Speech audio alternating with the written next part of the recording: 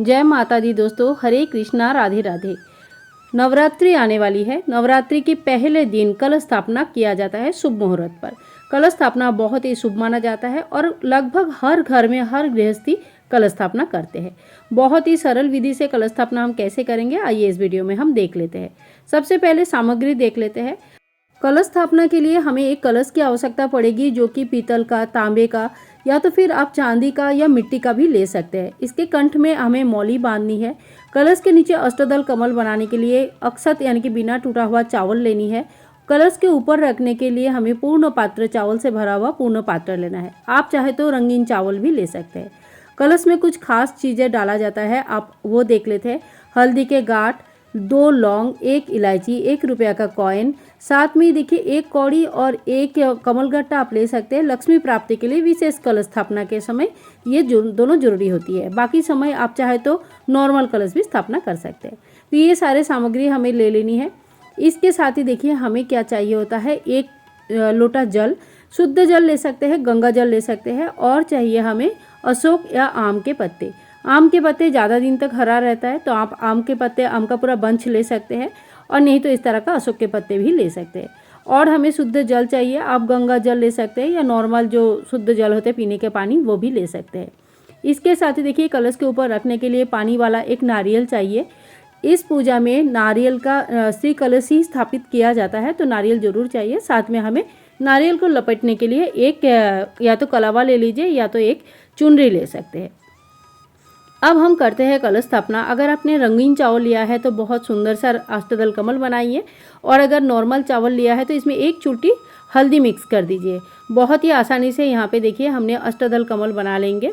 इस तरह से हमें 8 पंखुड़ियाँ बनाना है, जो कि अष्टदल कमल को रिप्रेजेंट करते हैं। इसके ऊपर हम कलश की स्थापना करेंगे, लेकिन कलश की स्थापना से पहले इनके कंठ में मौली बांधना है। और साथ ही में देखिए आप या तो लाल चंदन से या रोली से या हल्दी से यहाँ पे स्वास्तिक बनाया जाता है।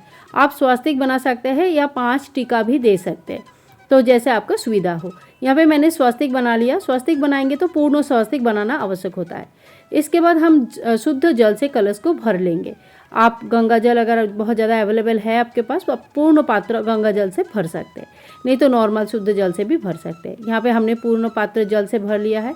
अब जो सामग्री हमने लिया था, 1 हल्दी के गांठ, 1 सुपारी, साथ में 1 कौड़ी हमने लिया हुआ है, और 1 रुपया का कॉइन ले सकते हैं, कमल गट्टा 1 ले सकते हैं, 2 लौंग ले सकते हैं। लौंग जब लेंगे तो उसमें फूल वाला लौंग होना चाहिए, इस तरह का फूल बना हुआ रहना चाहिए।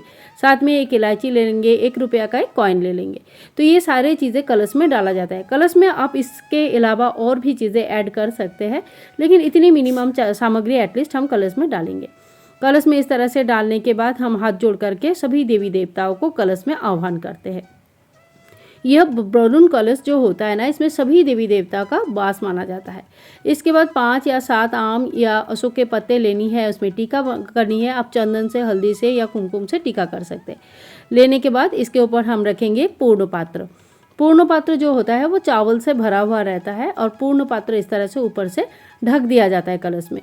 कलश एक बार स्थापित होने के बाद इनको 9 दिनों तक हिलाया नहीं जाता है, और ना ही जल चेंज किया जाता है, कुछ भी नहीं किया जाता है, सिर्फ और सिर्फ पूजा किया जाता है। इसके बाद देखिए इस तरह का हम बजाने वाला एक नारियल ले लेंगे, जिसमें पानी हो, जिसमें आवाज़ आ रही हो, और इनके ऊपर अगर आपने चुनरी लाए हैं तो चुनरी से लपेट दीजिए, और नहीं लाए हैं तो कलावा लपेट सकते हैं, लेकिन कोई ना कोई वस्त्र जरूर उड़ाना है।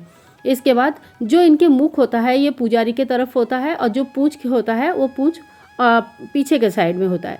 तो पुजारी के साइड में मुख करते हुए इस तरह से हम नारियल को बहुत ही सावधानी पूर्वक स्थापित कर देंगे, और इसी तरह से हमारा संपूर्ण रूप से कलश स्थापना हो जाता है।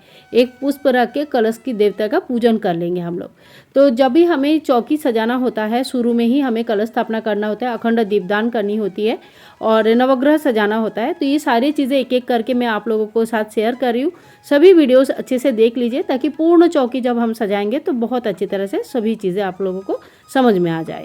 फ्रेंड्स, नवरात्रि रिलेटेड सारे वीडियोस चैनल पर ऑलरेडी आ चुके हैं। सभी वीडियोस को जरूर देखना, बहुत ही इन्फॉर्मेटिव है। आज की वीडियो पसंद आए है तो ज़्यादा से ज़्यादा शेयर कीजिए, चैनल को सब्सक्राइब करके रखिएगा। मिलूंगी नेक्स्ट वीडियो में, तब तक के लिए सभी भाई बंधुओं को नवरात्रि की बहुत बहुत शुभकामनाएं। Happy Navratri to all of you. जय माता दी।